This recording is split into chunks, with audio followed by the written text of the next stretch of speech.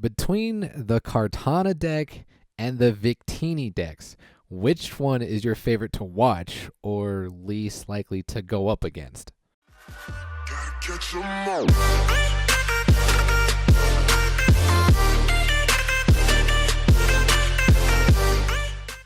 What's good? It's your boy Rico. Welcome back to another episode of Pokemon Duel. I'm so sorry we did not stream last night. I've been pretty busy this weekend, and today's actually mine and McKenna's 3rd year anniversary, but she is allowing me to make this video, and then we're going to go have some dinner. But like I said, I've been busy. I have not even picked up my 10 figures. I haven't even picked up any figures, actually. Just been, like I said, super busy. But I do want to talk about some other figures that we have received from this banner. I want to talk about the Pony, the Victini, the Magmortar, the Cartana. Remember when you guys all gave me shit for getting Cartana? Well, now look at it. And the Blacephalon. So we have 4 matches to show you. It's going to be a jam-packed episode, so make sure you guys strap in. But before we jump into those, let's open up this purple booster and this lock booster, and hopefully pull something that we don't have. Or Choreo. I don't even know what the electric one can even do. Doesn't the ghost one like give you like a cursed marker if it KOs you, or if you hit a certain roll or certain damage? I think no, not damage, but the attack. Yeah, if you hit a certain attack and you get KO'd, I think it puts a curse marker on you. Okay, so we get nothing good.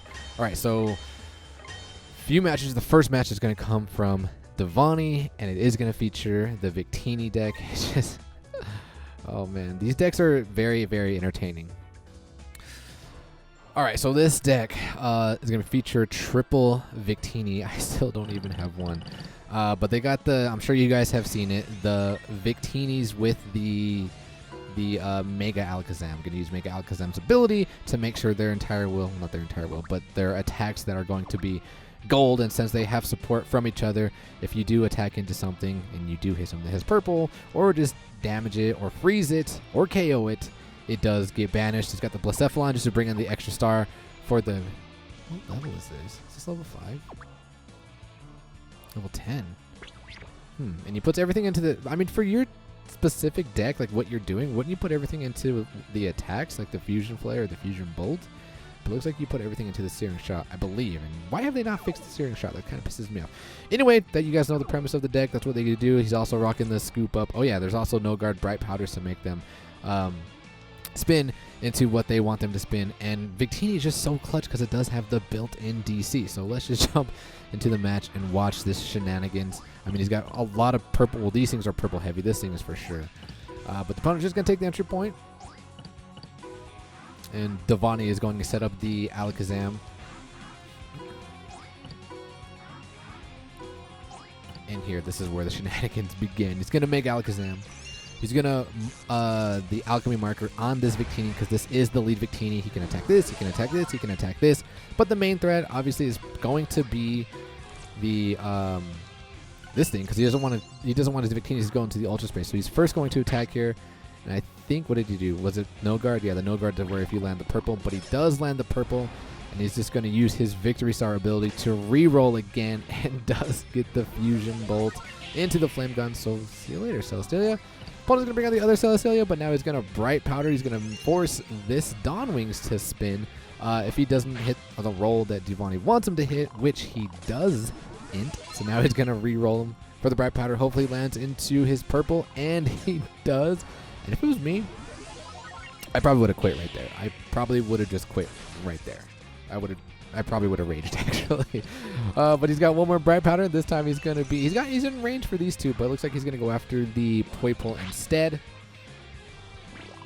Boom. Hits a miss, but it's okay because he can re-roll. So he's going to force the opponent to spin. Hopefully it's not a white, and it's not. He does hit the Toxic, so Devani is going to use his ability. He's going to re-roll and hopefully get it, but he doesn't. He gets a Shearing Shot, which is still good because it burns the opponent. So one of their slices is going to be a miss, and Devani can just attack again, because he gets the free DC. So he's going to cover up because he's going to backtrack because he doesn't want to get attacked by the Selly the following turn, but attacks and lands the Fusion Bolt, and there we go. 3 Mon that are just, see you later.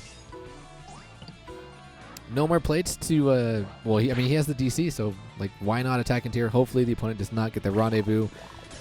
They don't. They do hit the Jar Ball, so of course he's going to reroll, and now he wants to get that Shearing Shot, and he does. I was like, dude, what kind of RNG are you getting this match, man? So opponent here is going to DC. He's going to hope to get that Rendezvous. Oh, dude, these things are kind of scary. The miss. And unfortunately, Devani, anything here is going to be bad for Devani, but he doesn't get the Rendezvous. So the fight's not necessarily over yet. However, Devani's Z move is up, so he's going to Z move here. He's going to get rid of this Pheromosa. But the problem is the opponent also has their Z move up, and the opponent has 2 max revives. So this puts Devani in a terrible position because he's going to max revive here, and he's going to attack, and he's in range to get surrounded by the call signal because the Celesteela is in the Ultra Space. But unfortunately, like I said earlier, like, dude, Devani's just getting the RNG. Opponent rolls the Ice Beam. And Devani does have the scoop up primarily for the Alakazam to set up these ones, but he's definitely crucial time to set it up there. Opponent's going to max revive one more time, and it is 4 MP off of the bench because of what's in the Ultra Space. But Devani is going to attack here with the Frostlass and gets fortunate again and gets the Diamond Dust. And then the opponent, well, they can't really do much. They're going to Air Balloon. I guess this... Oh, I guess that. I don't know why. But Devani makes it... Like, dude, I would have just taken the Carry Me Home with the Frostlass, but Devani's like, you know what? I'm just going to attack here and try to exclude this, and he does. He excludes 5 figures out of the 6. That was entertaining. Would be very frustrating to play against. All right, now let's jump into the second match where we're going to be featuring Kartana. You guys all gave me, saying Kartana wasn't good. I knew this from the start. I knew Kartana was going to get a buff because I'm a dev, and I knew people were going to start using it. So, yeah. I'm totally lying. My cats are going crazy in the background. All right, so this is a very entertaining match. This comes from D Perino versus D Rye, good friends of ours of the channel, and I've been seeing the crack decks. I've been seeing Kartanas with the Scizors and Mega Sorcerers, and I'm loving it. Kartana is kind of a problem. Perino was like hitting me up. He's like, yo, Kartana's like somewhat OP, and he's so good because he does have the ability to attack from range like the annoying Abra and Kadabra, but he can continuously do it even when KO'd only if the Poipole is on the board. So it looks like they are... No, he's only rocking a Poipole. So D-Rye, his what he wants to do here is he wants to basically... Like, these Scizors are basically bait. They want the opponents to KO the Scizors, and because we're in a Z move meta, everything is going to be hitting for above 130 essentially. So it's going to apply the cracked marker onto them. Then what D-Rye is going to do, he's going to Z move with the Kartana, because Z move Kartana hits for over 200 damage, and it's going to send something into the Ultra Space, and continues to do so. And the good thing about the Ultra Blade, it continues to build. If there are any Pokemon in the Ultra Space, this damage is multiplied by the number of those Pokemon. And when it KOs with the Paper Sword, it does send them to the Ultra Space. So this thing can hit pretty damn high. So let's watch this match. And then Perino's, his deck, because he doesn't have the cracked marker, I think all he relies on is just the range from the Kartana. And then, well, I guess he does have the Selly. So 2 things in the Ultra Space, so it's going to hit for 100. Yeah, so if he does Rendezvous, this thing is already doing a lot of damage. So we got this Ultra Beast user, Perino. Let's see what happens. It's going to Air Balloon first with the Selly. Oh, and Rye is rocking the Orca, the PK. He's immediately going to cover up. No point in using the Rocket Ride. But I like how he has the Poipole on the goal because it allows him to do this all day. He protects the Poipole, and he does get a fortunate roll there. And Rye's just going to bring on another Scizor. I thought he was going to get that roll again. Now, when I play these things, I just try to go after the Kartana immediately. Like, that's threat and then the Poipole. That's what you want to do. So he's going to DC here. I don't know. I don't like Scizor's will at all. It's too inconsistent. 151 is what you want to hit. But it looks like Perino is going to attack here into the Scizor, gets rid of the Scizor, but there is a cracked marker on the Dawn Wings now. And what Rye's going to do, he's going to X-Speed with the Kartana, attack from range, and hope that the Dawn Wings hits purple, and it does. See you later, Dawn Wings. goes to the Ultra Space.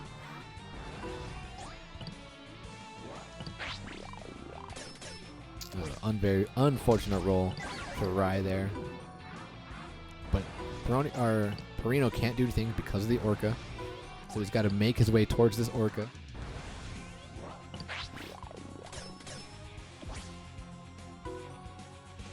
Who does it? Who does it? Who does it? Who does it? Okay, so it looks like Rai's going to corkscrew crash here. It's going to get rid of the Pheromosa. He's going to be right next to the Selly. Selly moves over. I think I would have been scared to go up to the Selly, because then that sends you to the... I don't know. But he's going to Mega here and attack into the Selly. Maybe he can't go. Guess the Rendezvous. He just go to the space. Yeah, see? So now the Kartana, what is it hitting for? Like 300 damage? Let's see. Actually, I don't even know if it's going to tell me if I look at it. Let's see. No, but I think we have 3 figures in there, so it's hitting for 300 plus. Yeah.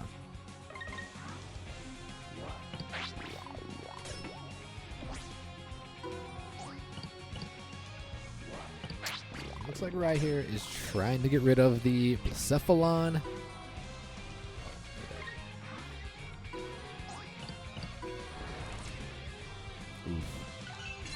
Okay, so Max revives here. Attack from range. Let's see what the damage tier is. Yeah, 318 damage.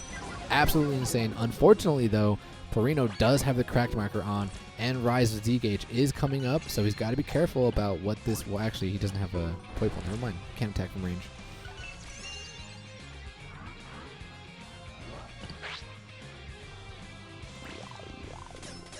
Goes in with the Blacephalon. Does get the out damage because of that one chain. And looks like Rai is going to take the L here. He's not going to de-evolve because he does have another Mega Scissor. He's got a couple more Mega Scissors, but he's going to Mega Scissor here and move over the Kartana to cover goal. And then Perino, I think, believes he backs off. Yep, backs off. And his Z gauge is up, and he can attack from range. But does it? Why didn't you attack the Scissor? Why didn't you Z-move the Scissor?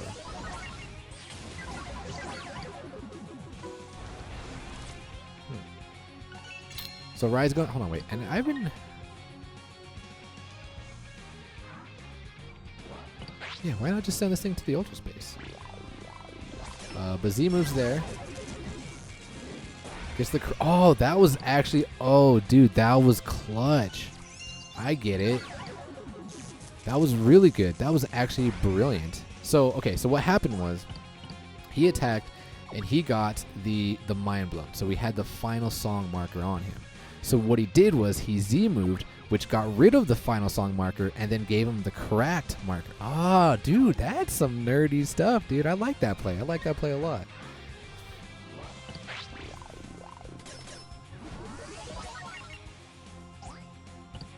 Ooh, I guess the call signal brings back the Sally. I love this play. I love the air balloon to get rid of the Orca. That is a great play because he knows he can't bring anything back from the Ultra Space, and he does get the Rendezvous. So clutch. So now this thing is hitting for, I don't even know, 400 plus. Trickery doesn't out damage. What? But Rai's gonna take it anyway for I don't know why. Maybe he figured it was already over. Oh my god, look at that, 408 damage. Wait, Perino, why did you not attack with that one to send it into the Ultra Space? Like, why did you not attack the Scizor? I don't know why you didn't attack the Scizor. Alright, so now let's jump into the third match, which is also going to feature Perino. And aside from Perino, it is going to feature the Magmortar, because remember how excited I was when we got these buffs? And I'm sorry, Perino, I have to show this match. So I'm kind of just rocking a fire deck because I told you guys in the last video, you saw this deck. I've been trying to get some sort of showcasing with the Blacephalon because of its ability to give an additional star. So we're bringing on the Ponyta. It's going to have a 2-star kick away, 4-star. You guys already know the drill. We already went over it. But there is something that I want to show you guys in regards to the Magmortar. And I also want to talk about how do we counter these decks? How do we counter these Kartana decks or these Victini decks? Well, this guy. this guy, aside from having the Ultra, having the ability to go into regular Necrozma, having this huge purple wheel, having a huge Moongeist Beam, he has the Photon Geyser. And the Photon Geyser is very clutch because what does it do? It removes the ability. Keep that in mind. So we're going to open up with the Ponyta. We're just going to threaten to take the entry point, or the entry point right away. Now we're going to give ourselves a star. And what I wanted to do here, like I knew this was going to happen. So this is what I wanted to do. I kind of wanted to end it quick. And I'll show you another match after this with Kuro that's blocking the double Ponyta like a rush deck, and it's pretty effective. So you go here the first move, and then the opponent's kind of forced to cover goal. So they moved right here, or no, they moved over here. I could have taken the entry point here, or I could go right here in this threatens game. Now, Perino's been hitting me because like Kartana is so OP. So I knew if I moved up here that he was going to attack from range. And I was like, all right. What I want to do is just hope that I survive the roll because he's not rocking the goal block. So what I wanted to do was if I survived that roll, I was going to DC into the Poipole. I mean, the Poipole does have losing rolls because it does have the blue where it's going to have to move, or it can land its purple, and then we can land our purple, the kick away, which would be a 2-star kick away because we do have the Blacephalon on the board, which knocks them back 2 spaces and gives them weight. So that's what I was kind of going for, but unfortunately we did not survive the roll. So now we put on our Dawn Wings, and like I said, you have to get rid of this thing right away. So that's exactly what we do. We survived the roll. We had a pretty good odds, and now we're going to go right into it with the Moongeist Beam into the Ultra Blade. See you later. He attacked me? He did attack me with the Blue Sun. And he gets the Mind Blow. Dude, when he got that roll, I was like, really, dude? This wheel is so inconsistent, and you really landed the Mind Blow. Like, I was so salty there. But he goes away because of the final song marker, and then he's going to max revive, and I'm like, oh no, see you later, Combuskin. And again with the rolls, I was like, really? Okay, I see why he's like, I don't know. I see this way more in a crack deck, but to see it just effectively doing work from range, I was so salty. But he's going to rocket right here, so we have to cover goal because we do not want to get surrounded here. And now he's going to Ultra Burst, and he's going after my Magmortar. And I'm like, no, dude, we have this set up here. We need the Magmortar. Please don't KO me. Please purple into purple. But no, it's going to be Fire Punch and a Land Burst. But the good thing is we do burn it. So we're going to long throw. We're going to put our Dawn Wings here. I don't know why he did this because I am so purple heavy. I was like, interesting. But we do get the Moongeist Beam, so see you later to the Dawn Wings or the Ultra. What do I do here? I burst. Oh, I burst to attack this thing, I think. Because of these guys. So yeah. So we're going to burst, and we're going to go after this thing because it is a problem. And we get the Photon Geyser. And because we have something in the Ultra space, we're going to get rid of the Poipole's ability. Therefore, their Ultra Beast, upon first, they can't keep using their first attack. But he gets the call signal here. He gets to bring back the Celestelia, and I'm pretty salty here. But my Z gauge is coming up, so be cautious of that. Bring on the Celi. We do have a 4-star purple. I'm just hoping. I'm like, that Rendezvous is really, really, really small. Go ahead and land that purple. We're going to hit our 4-star Cyclone Kick, and we do. And he hits the fly. I'm like, ooh, and we out-damage it. So that's actually thanks to Blacephalon. It worked. Like, what we kind of been wanting to show off worked. He got 4-star. I was like, ah, nice. So now we're going to evolve our Blaziken, even though you guys know how I feel about evolving Blaziken. But I see all these figures on the board. I do want to move over them. I want to burn them. Although they have, like, dodges. But they're going to Never-Ending Nightmare. They're going to Z-move here. Try to get the KO to remove or reduce my Z-move.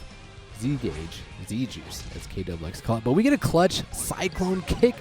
5-star Cyclone Kick, that is. Was it 5-star? I think it was 5-star. But we're going to Z-move here. And pretty much be GG boys because he doesn't have a gold block. But, of course, he lands the Toxic. And I'm getting a little salty. Not really. It's Perino. Like, whenever I play, like, friends of mine, good friends of mine, I'm like, you know, it is what it is. But when it's somebody I don't know, that, you know, it frustrates me. Anyway, we're going to max revive here. I think that our Dawn Wings is win condition. I'm hoping for another Cyclone Kick right here, but you get the Jet Kick because it's the #2 gold attacker in the game. But I see these mons right here, so I'm like, all right, it's time. It's time to bring up Magmortar. And he's going to basically set it up for me, but my Z gauge is coming up, so we're getting ready to close out the game. So now yeah, it's me. We do it. We're going to get rid of the Pheromosa.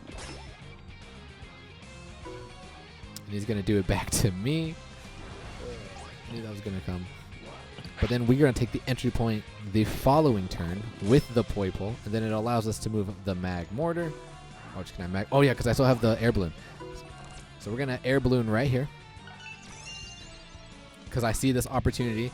So he's like, I'm out of here. And now we're just going to set up us around. And he brings this thing back on because he kind of has to. And what we're going to do is we're going to DC right here with our Magmortar. Hopefully we hit the flame gun. Hopefully they don't hit the call signal. And we do. Let's go. And what I do want to point out is that the Dawn Wings does not get the option to de-evolve. They go straight to the PC.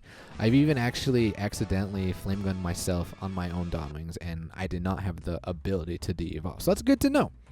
All right, let's just jump into the last one. I just want to show you guys what Kuro is running the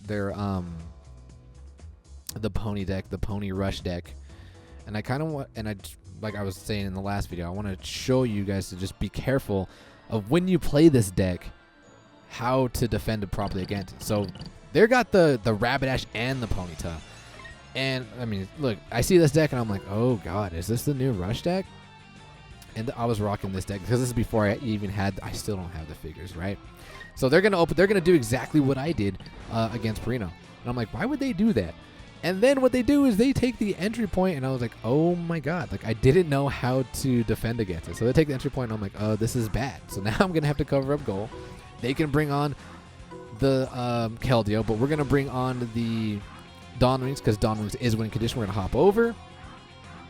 They're going to protect with the Eevee, so now we're going to surround. We're going to get rid of the Onion, and we're going to long throw our Lele because Lele does give us the extra star. But I knew this was something bad was going to happen. I was like, we have to survive this roll. If we do this, otherwise it's going to be GG boys. And we hit the clutch roll. We hit the toxic. That's what we needed to survive. So now we can attack the following turn with our Dawn Wings because we do have that extra star on this Eevee who does have a 2-star double edge. Hopefully they don't hit it, but it doesn't really matter because we have the extra star.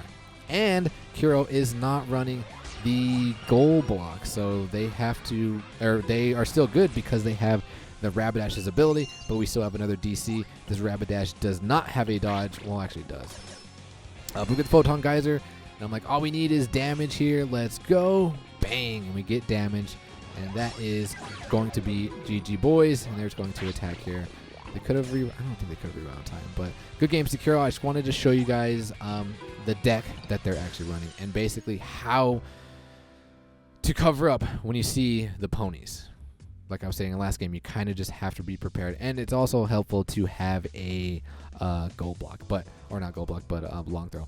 But we're gonna cut the video there. Ken and I are gonna go to dinner. Probably gonna stream. Hopefully we stream tomorrow because we really do need to pick up those figures. I do want to mess around with the Steelix and the Victinis. But yeah, we're gonna cut it there. Until then, ladies and gentlemen, as always, peace.